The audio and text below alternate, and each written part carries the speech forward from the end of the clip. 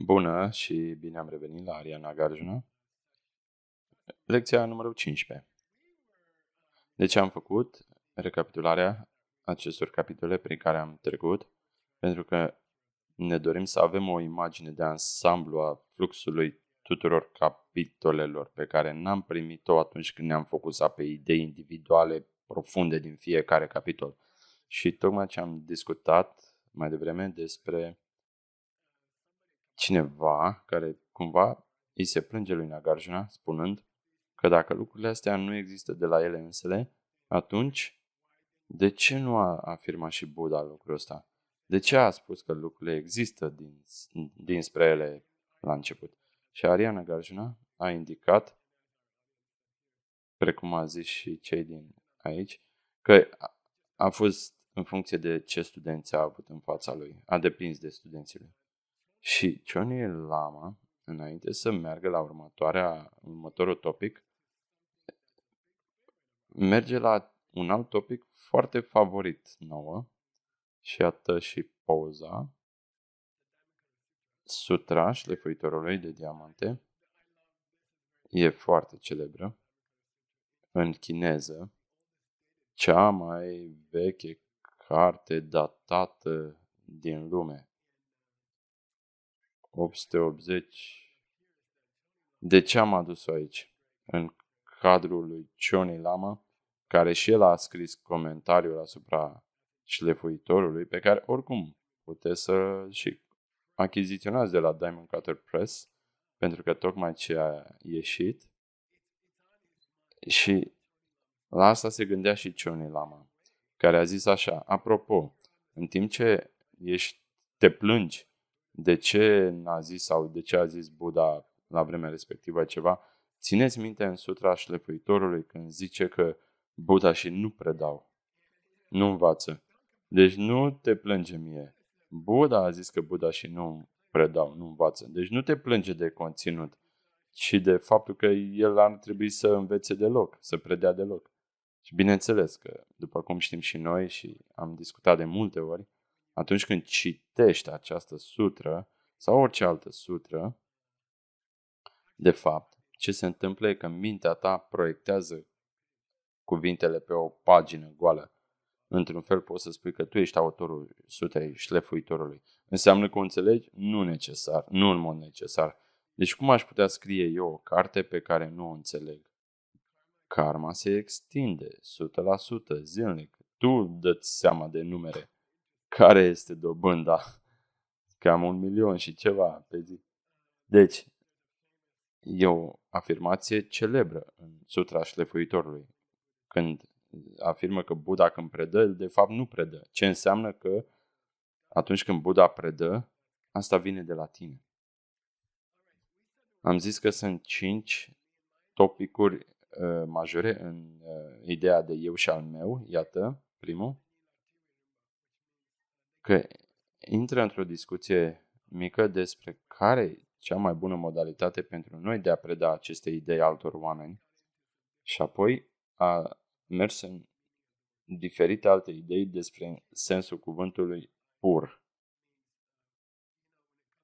Când vine momentul ca noi să predăm altor oameni despre vacuitate, care sunt sugestiile lui? Și în principiu zice, predă-le conform cu capacitatea lor și nu depăși capacitatea lor. Primul pas între a examina eu și al meu se cheamă care mereu mă gândesc la o mașină frumoasă. Și tocmai ce și-a luat o Tesla la care mă uit și eu că e atât de simpatică și drăguță. Nu știu dacă mi-aș dori să stau pe 2 tone de radiații electromagnetice care produc cancer.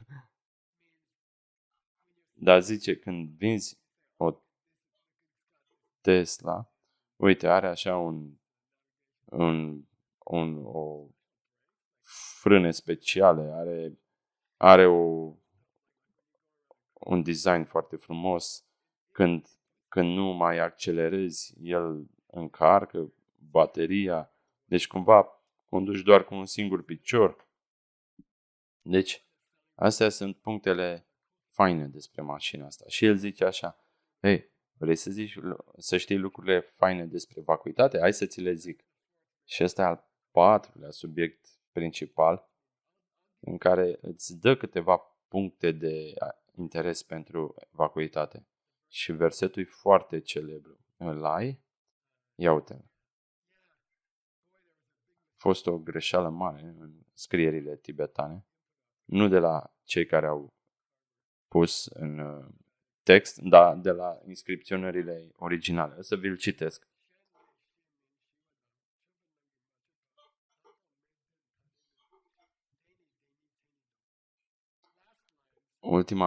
Ultimul vers zice așa, ultima linie.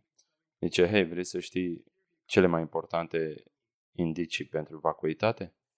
Suchness traduce despre a fi, despre...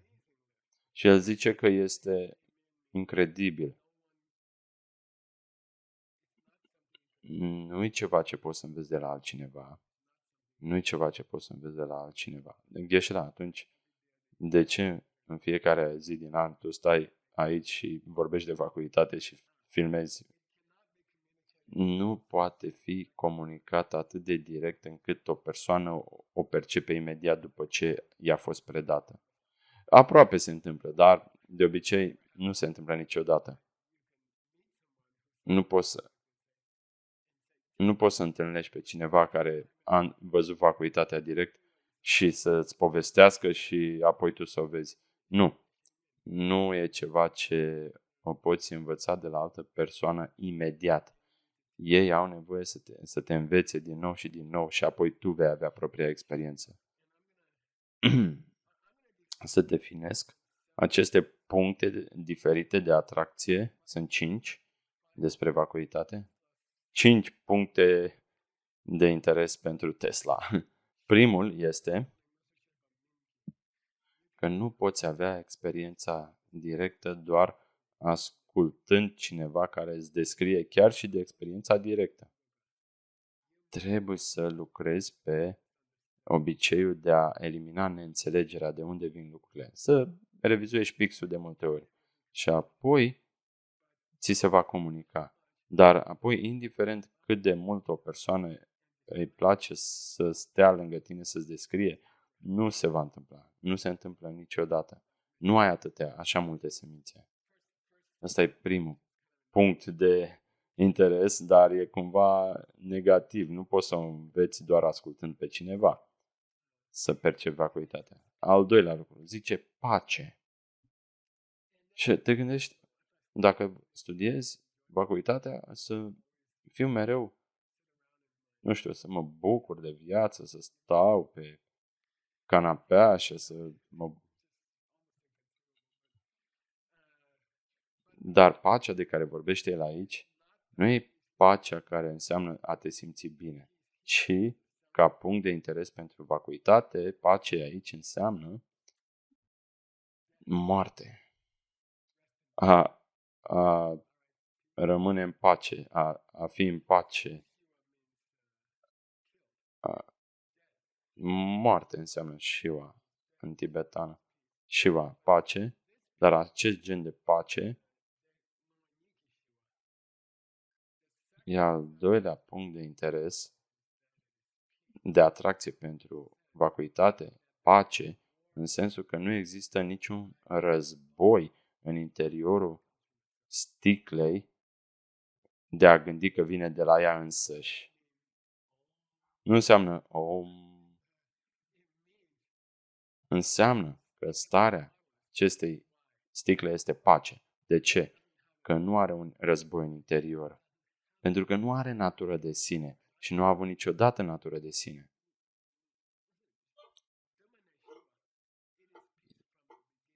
Este pace de la începuturi fără de început. Mereu a fost așa. N-a avut niciodată existență de sine. Tu ai pus acel cuvânt. Ea a fost pace. În sensul că nu a avut războiul de a se gândi la existență de sine. Asta e fain, nu? Pace de la sine? E cam ilegală expresia, dar hai să mergem. Următorul.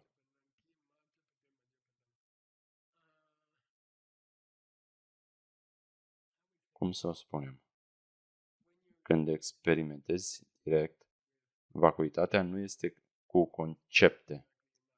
Nu vorbește în mintea ta, nu verbalizezi în mintea ta, ci e o comuniune directă cu realitatea supremă. Nu există verbalizare în mintea ta. E o experiență directă. E liberă de acel gen de dialog intern. Construcții mentale. Numărul 4.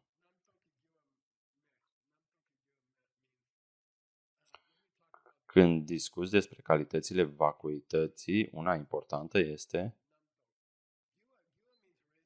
ghiua. E și cuvântul pentru curse de cai sau de mașini. Deci în momentul ăla nu ai gânduri discursive în mintea ta, dar uneori aceste gânduri implică gândirea că lucrul vine de la el însuși. Deci e puțin înșelător.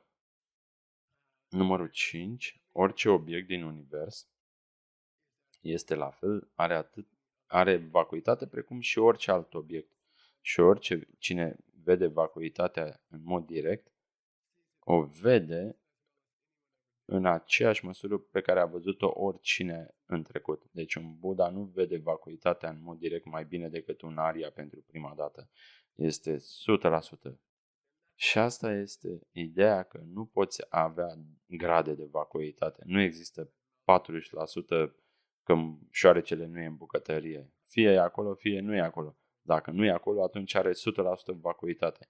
Dacă vezi vacuitatea în mod direct, la vârsta de 20, ca ființă umană, o vezi exact la fel cum a făcut-o Buddha, cum o vede Buddha.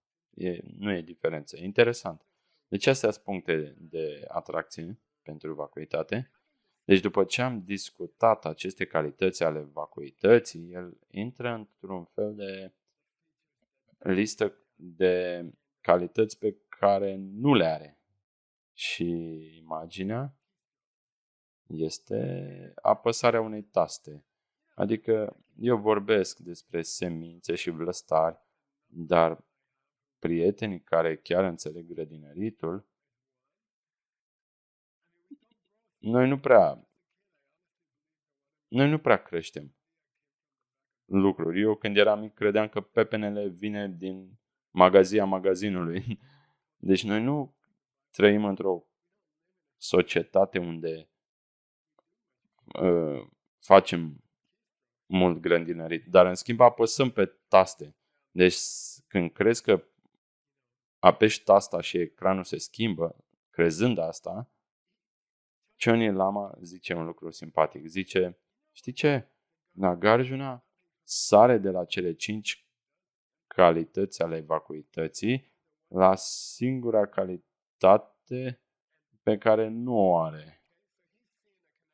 Deci e fain. Face o conexiune aici cumva și zice, uite cele 5 calități ale vacuității mărețe, dar sunt și lucruri care crezi că sunt calități, dar nu sunt. Precum gânditul că tu ai făcut să apară pe ecran ceva apăsând pe butoane.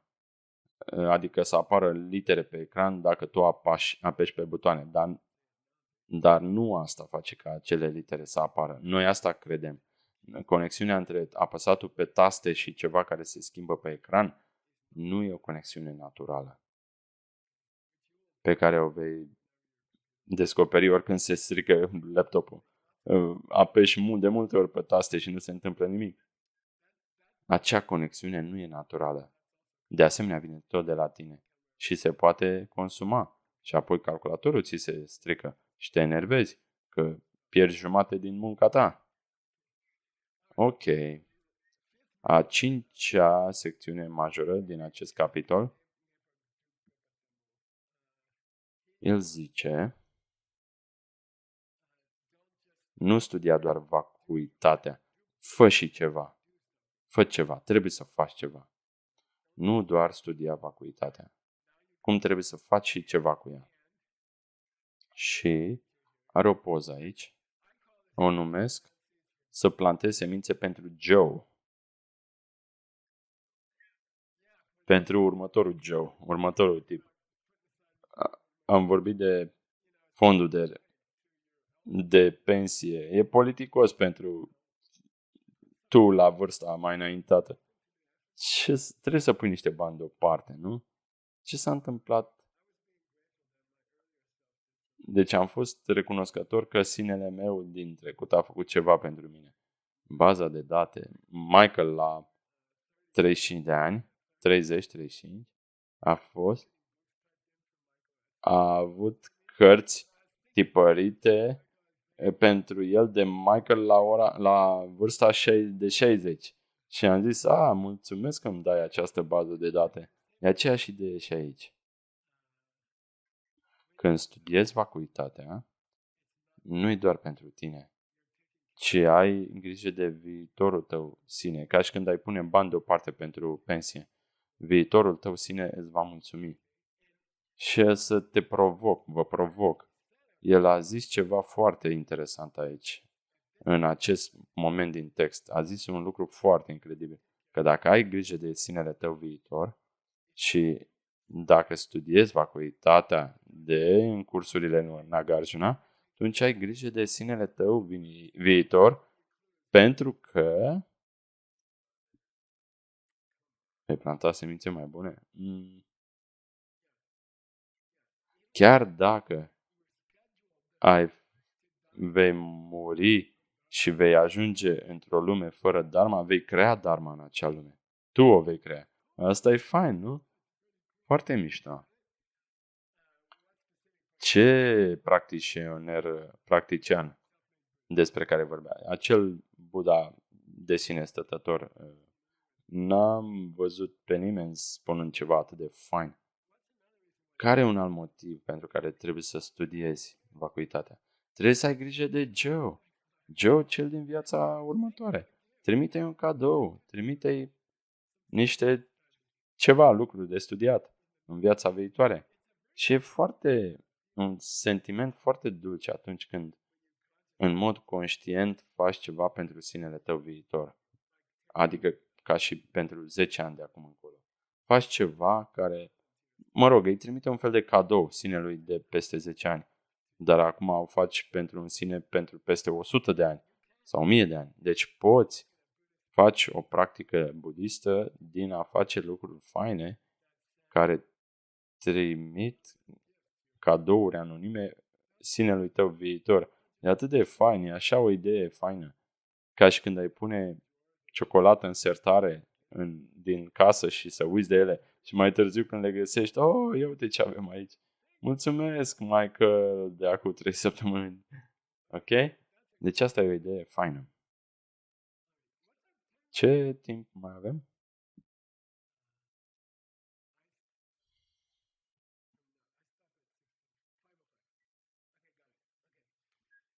Plantează semințe pentru Joe. Am terminat recapitularea capitolului 18. Cam încet, dar cam asta e tematica noastră. Și asta este de fapt cel mai important capitol pe care l-am acoperit, capitolul 18, despre vacuitatea lui eu și al meu. Și apoi am mers mai departe în capitolul 19 și am discutat despre timp. Și mă gândeam să scriu aceste notițe pentru mine despre recapitulare și mi-am zis că ei se vor întreba de ce ordinea capitolelor e în felul ăsta. Poate să le dau niște indicii și să dau niște indicii din ce zice Choni Lama în deschiderea capitolului 18 ca să conecteze cu 19 ca să conecteze cu 18, dar nici măcar n-a încercat Choni Lama. Deci de ce ai investigarea timpului după investigarea lui eu și al meu? El nici măcar nu ghicește, doar intră direct în el. Deci depinde de voi. Dacă nu faceți, probabil Choni Lama va lăsa și vouă munca asta Am învățat și niște cuvinte de sanscrită. Kala, timp. Și apoi, în aceeași lecție, am mers la capitolul următor, care discuta deja despre convergența cauzelor și condițiilor. Cuvânt important era hetu. Dacă studiezi logica budistă, hetu e unul din cele mai importante cuvinte, care se traduce motiv sau cauză, argument. În această discuție este cauză, dar e extrem de important în logică, pentru că înseamnă motiv sau argument ca și cauză. Deci am discutat despre cuvintele astea și apoi întreaga tematică a capitolului despre timp era despre grupuri de 3. Întreaga tematică era despre triade. Țineți minte care a fost prima triadă?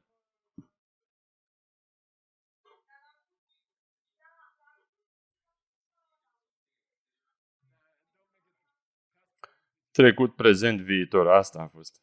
Și apoi a zis, uite, când discuți despre triade de astea, un lucru natural este să compari grupuri de câte două cu una. Dacă vorbești de 3, cum aceste prime două au relație cu ultimul, cum ultimele două cu primul, pe care le grupează el de obicei. Cum prezentul și viitorul au legătură cu trecutul. Se înrudesc cu trecutul. Și cum poate prezentul și trecutul și viitorul să fie în legătură cu trecutul? Că nici măcar nu se ating. Cum poate, de exemplu, peștele să aibă legătură cu băutura verde? Asta e mai apropiat, se cam înrudesc. Cum nu știu ce potărnic e de asta care aleargă pe stradă au legătură cu băutura ta verde. Nici măcar prezentul și viitorul nu se pot atinge. Dar fără prezent și trecut, viitorul n-ar avea sens. Prezentul și viitorul se așează pe trecut fără a-l atinge. Și asta era tot în mintea ta? Da, corect. Deci, tehnic, prezentul și viitorul, felul cum se întâmplă, va depinde de ce s-a întâmplat în trecut, dar nu au conexiuni despre ce s-a întâmplat. De ce? Prezentul trecut. Cum poți să ai o relație cu prezentul? Trecutul a trecut. Cum poți să ai o relație cu cineva care nu mai e? Și punctul de contact. Care e punctul de contact între nimic și ceva?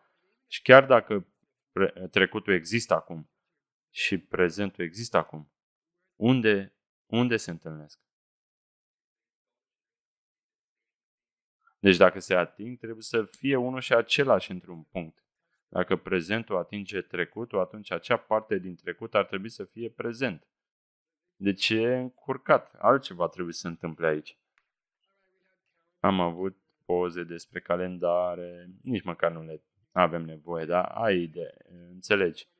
Se joacă cu ideea că 22-23 depinde de 21, apoi 21 și 23 au nevoie de 22 la mijloc ca ele să existe. Se uită la aceste triade în diferite moduri. Ce am mai zis despre grupuri de 3?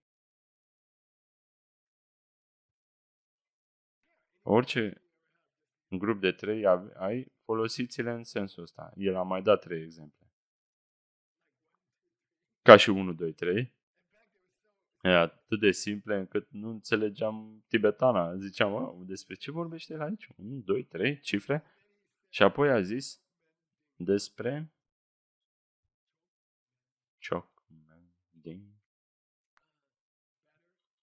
mai bun, mai rău și la mijloc. Bun, rău și mediu. Toate depind una de alta. Ele depind. Unde binele mai bun atinge partea medie? Adică este mai bun sau este partea medie? Unde se ating în punct? Dacă nu se ating, nu poți să le compari.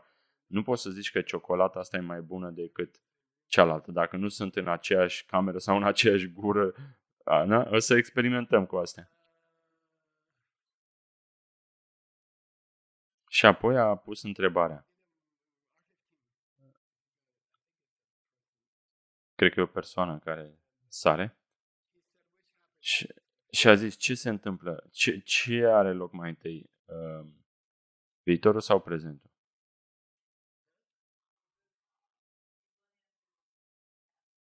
Un răspuns este că trecutul e primul și apoi e viitorul.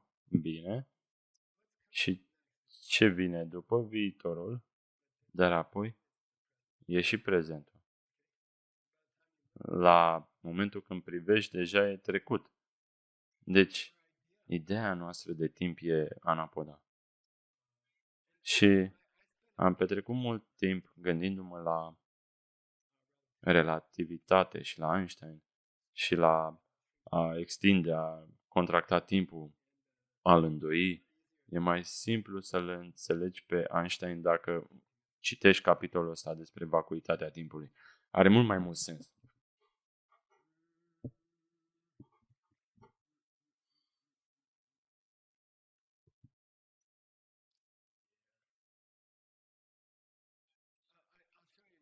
Să-ți arăt o altă poză, poza 16.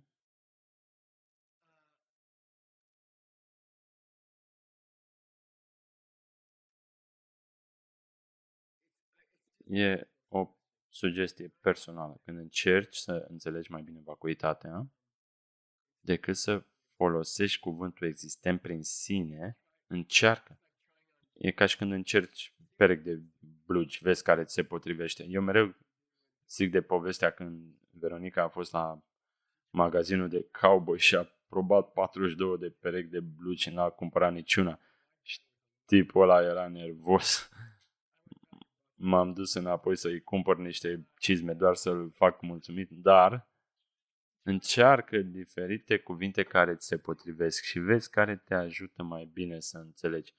Cuvântul natural e o sugestie bună, este totul natural, este felul cum timpul curge, parte din natură sau e artificial? E artificial sau e artificial? Când pui lucruri într-o acadea, este îndulcitor natural sau fals, artificial? Când încerci să gândești la vacuitate, ce înseamnă, gândește-te uneori la ideea de natural. Și ce înseamnă? Este diviziunea între trecut, prezent, viitor naturală? Este natura, este timpul în mod automat trecut, prezent, viitor sau mai sunt și alte modalități de a privi timpul? Și chiar vă încurajez să gândiți la cuvântul natural în loc de existent prin sine. Apropo, am testat cu cuvintele, precum în acea grup China Soft Power, sunt foarte inteligenți, oameni de afaceri foarte mari. Și le-am zis, uite ce, hai să vă întreb ceva. Eu sunt profesor, petrec mult timp în întreaga lume, învățând, predând și am o întrebare pentru voi. Și sunt, ok, hai. Și le-am zis, trebuie să zic karma sau să zic semințe mentale? Și ei zic, mental seeds, semințe mentale, uite de karma. M-am bucurat așa mult că au putut să-mi dea o opinie onestă. N-au ezitat. A zis, dă-o dracu de karma. Nu o mai menționa. Zi de semințe. Și eu sugerez aici vouă să gândiți la cuvinte care, uite, existent prin sine pe mine personal nu mă ajută și nu am mers mereu pe stradă gândindu-mă că mă uit la lucruri existente prin sine. Nici măcar nu gândesc această noțiune. Dar cred că un cuvânt care îi ajută pe toți e cuvântul de la el, care vine de la el. Existent prin sine nu prea are un sens pentru nimeni, pentru mulți oameni. Dar când zici că vine de la el, zici, da, vine. E mai simplu, e mai ușor să intri în discuții despre vacuitate. Sugerez și cuvântul acesta natural. Este diviziunea timpului în trei părți. Trebuie să fie așa? Este ea naturală? Sau e ceva ce noi am construit? Ceva ce vine de la noi? Pentru că ideea de trecut, prezent, viitor e atât de impregnată în viețile noastre încât credem că e naturală. N-am făcut eu ideea de trecut, prezent, viitor, n-am făcut eu aceste diviziuni. Dumnezeu le-a făcut, sau lumea, sau nu știu. A existat când am venit eu aici. Oamenii deja vorbeau de ieri și mâine. Nagarjuna a zis, nu e naturală. Nu, tu ai făcut-o. Personal, aș căuta și un nou verb.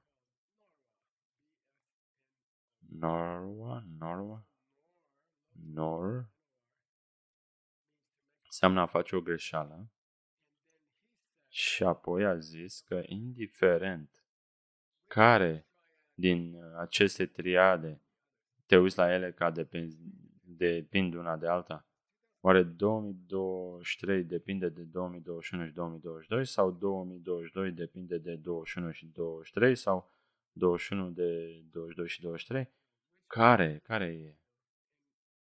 Și el zice, ei bine, eu personal, când v-am predat, eu am început cu 2021 și apoi am încercat să vă arăt cum 22 și 23, relația lor, depind de 21.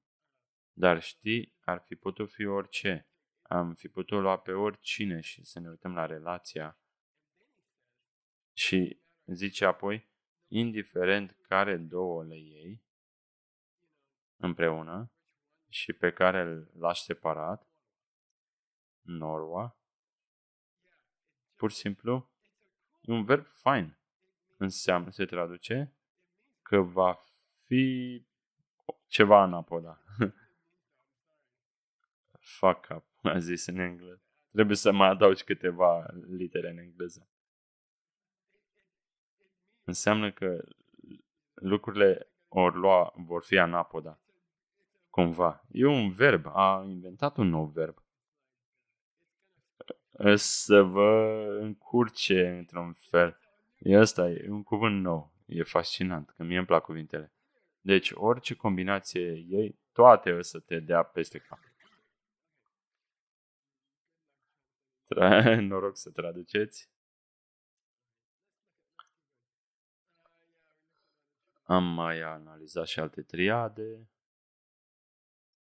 Și apoi am mers către o altă idee, vă provoc să descoperiți care e. A terminat ideile de câte 3 despre relativitatea timpului.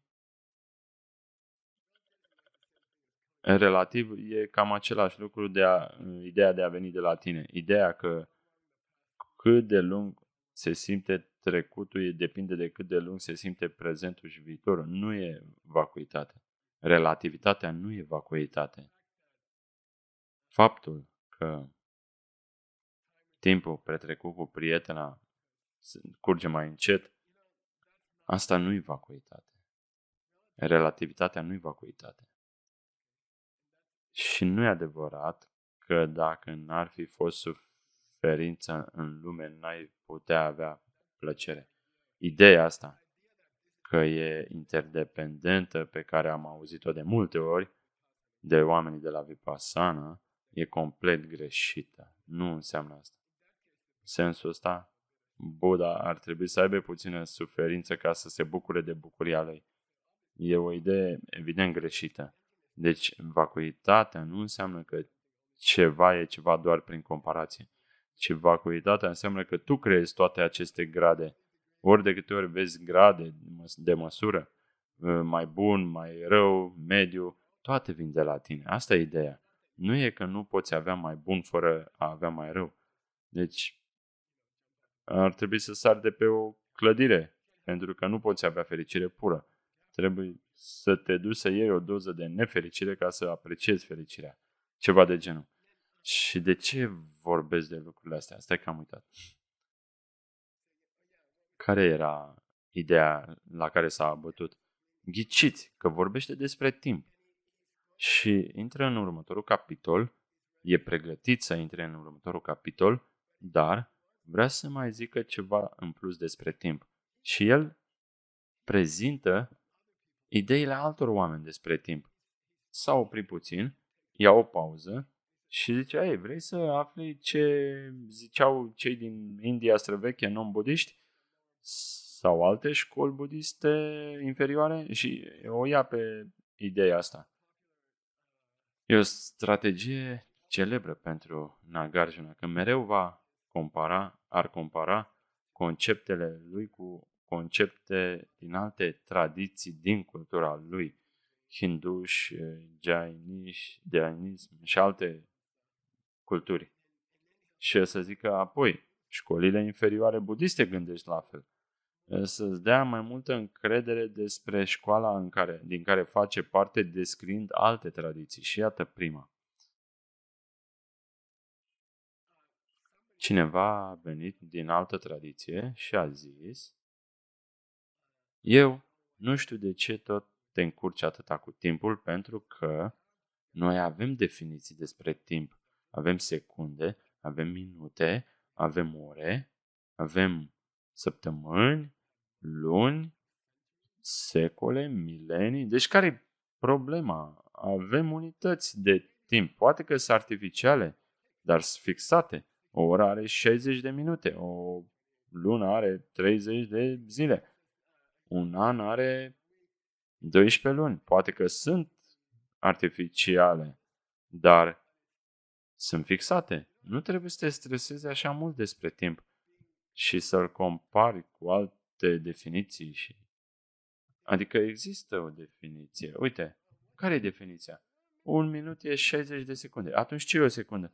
O secundă e 60 de milisecunde. Sau 1000 de milisecunde. Asta e. 1000 de milisecunde. Ok, deci anii tăi sunt bazați pe luni, da? Ok, am înțeles. Și lunile bazate pe asta. Și zilele au ore. Și secundele au milisecunde. Da. Și cât e o milisecundă? Și tipul deodată, stai puțin. Știi tu. E un fel de, uite așa, bip. Dip. Și Nagarjuna, cât înseamnă dip într-un alt dip? Noi avem dip-dip-dipuri și câte dip-dip-dipuri sunt în dip-dip-dipuri? Tocmai ce ai ajuns la cel mai mic moment de timp și l-ai apucat, nu? Dar Nagarjuna zice, nu, că nu poți. Nu poți să-l apuci. E prea scurt ca să-l percepi. Dacă ai o măsurătoare a timpului care e prea scurtă de a fi perceput, ce înseamnă pentru o ființă umană care percepe? Pur și simplu inventezi lucruri dacă nu poți percepe.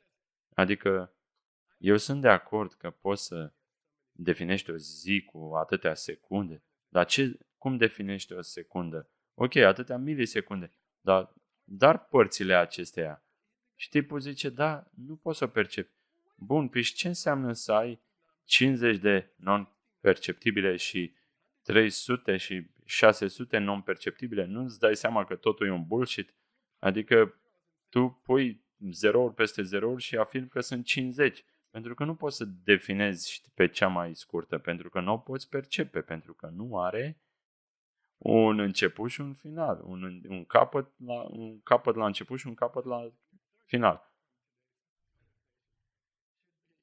Deci începuturi și capăt de început și capăt de final. Da? Despre asta discutăm. Poate să fie și o carte pe tema asta. Iată și imaginea. Cele milisecunde cumva zboară, nu poți să le definești. Îți scapă. Nu pot fi apucate, percepute. Nu poți să le ții, nu poți să le definești. Nu poți să le atingi. Unitățile tale de timp care te liniștesc sunt făcute din multe zerouri. Sunt 50 de zerouri. Tu zici că sunt 50. Tu le definești, dar sunt 50 de zerouri. Vrei să mergem puțin mai în profunzime? Cât timp mai avem? Încă mai avem 5 minute. Ok. După ce am discutat de celelalte tradiții din vremea lui, care, apropo, ori de câte ori le vedeți în scripturi, vă dau un indiciu. Poți să înlocuiești cu știință. Nu trebuie să zici Jainism sau Sankhya sau alte sisteme, Charvaka. Poți să zici oameni de știință. Pentru că sunt la fel de înșelați precum aceste școli non-budiste de acum 2000 de ani. Poți să le înlocuiești cu știință și ești ok. Ok, am vorbit despre oameni de știință. Ce mai avem?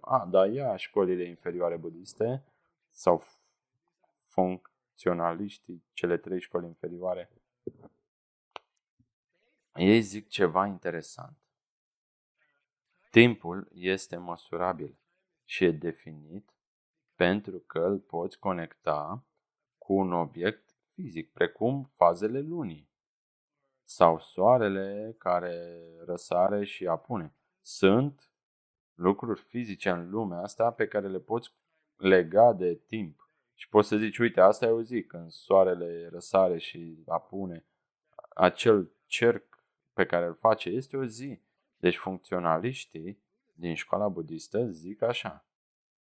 Noi nu putem defini timpul în anumite unități de măsură pentru că legăm acele teoria timpului cu obiecte fizice din lume pe care le putem observa. Deci, uite, sunt 30 de zile ca luna să se umple, să se golească, da? Deci un moment e un timp fix și poți să spui asta. Poți să corelezi cu asta. Și apoi zice, ok, și iată ceva și mai subtil, dar hai să vă zic ceva. Vreți să ghiciți ce zice Nagarjuna? Vă dau un indiciu. Școlile inferioare budiste zic așa, uite, timpul este definit exterior. De ce?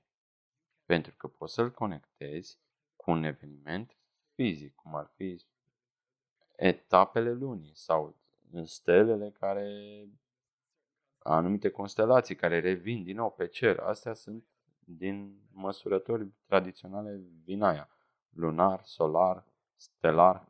Vinaya le are pe toate 3, foarte frumos. Dar oricum, ultimul lucru pe ziua de azi, și eu repet, școlile inferioare budiste putem defini timpul pentru că putem lua un lucru fizic pe care îl vedem pe cer și îl legăm de acel concept zi, noapte, lună sau sezon, constelațiile. Nicio problemă, asta nu e artificial. Ok, ultimul lucru. Pentru $100. Cum argumentează Nagarjuna lucrul ăsta? De ce îi zic că unitățile de timp pot fi fixate în mod obiectiv pentru că le poți conecta cu mișcarea planetară, stelelor. Vă dau un indiciu.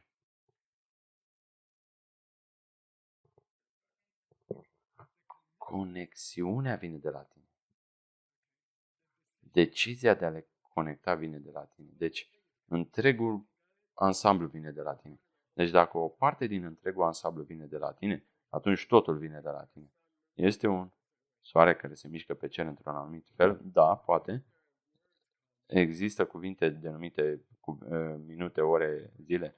Aceste minute, ore, zile au sens fără referința cu un corp ceresc? Da, trebuie să-l ai. Deci artificial? Nu e. Da, este. Pentru că tu ai decis ce să conectezi. Ce să conectezi la ce. Deci de asta vin de la tine.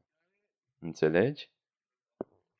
Cine a câștigat cei $100? Deci, însuși conceptul timpului să conducă natural la o discuție despre cât ia timpul ca rezultatele să răsară din colecția de cauze și condiții. Și asta se va conecta natural despre cum intră lucrurile în existență și cum ies din existență. Deci iată un flux aici, dacă m-ai auzit. Poți să faci parte din tema ta. Și vă încurajez. Sunt de acord că studiul vacuității toată ziua și să nu ajuți oameni care au nevoie sau refugiați sau oameni săraci, sau oameni care sunt în război, sunt de acord că e neînțelept și că probabil nu evoluezi spiritual. Sunt de acord. Sunt de acord că dacă nu ai compasiune sau iubire pentru alți oameni, ai ratat viața spirituală. Sunt de acord că dacă nu faci nici exerciții fizice sau yoga, să te rănești.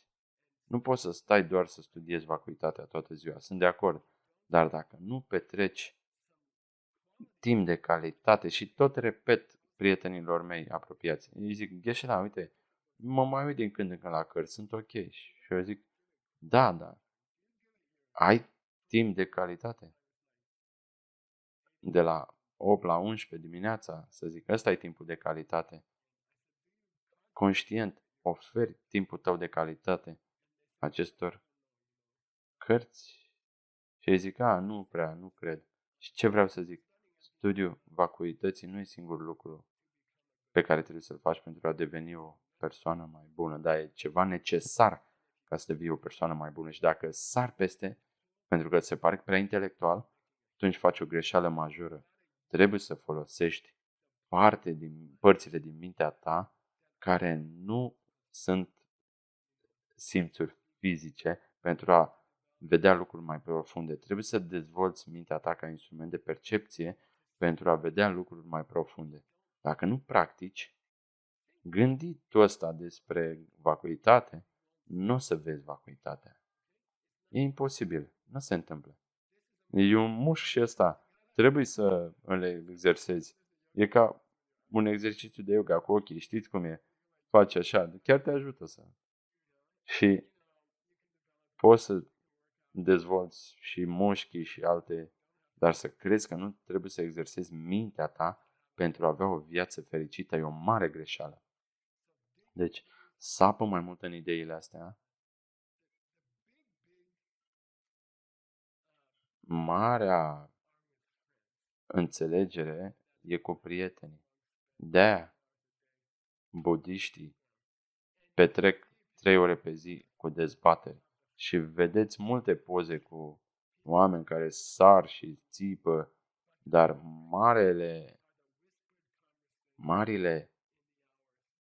marile avansuri în înțelegere sunt atunci, în orele de după dezbatere, când oamenii stau și șoptesc și apoi stau și discută după ce au dezbătut 3 ore, șoptesc unii la alții. Vedeți acele filme cu oameni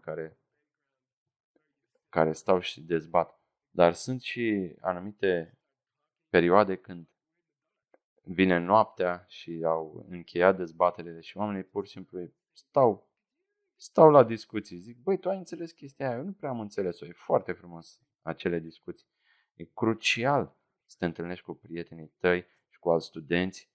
Nu vorbiți despre lucruri stupide, nefolositoare. Dacă vreți să fiți bodhisattva în grupul vostru de prieteni, fiți voi cei care, atunci când conversația de la cine se deteriorează în politici sau bârfe,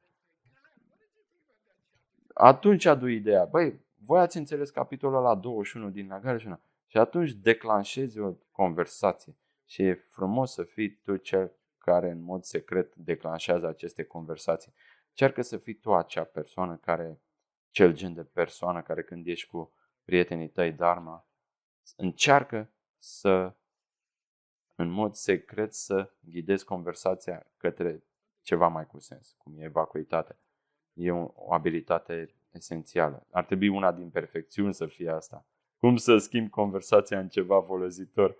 Deci fără lucrurile astea. Dacă le faci, vei înțelege pe Nagarjuna. Și mai avem câteva sesiuni cu el, din fericire, așa că ne vedem atunci. Terminat.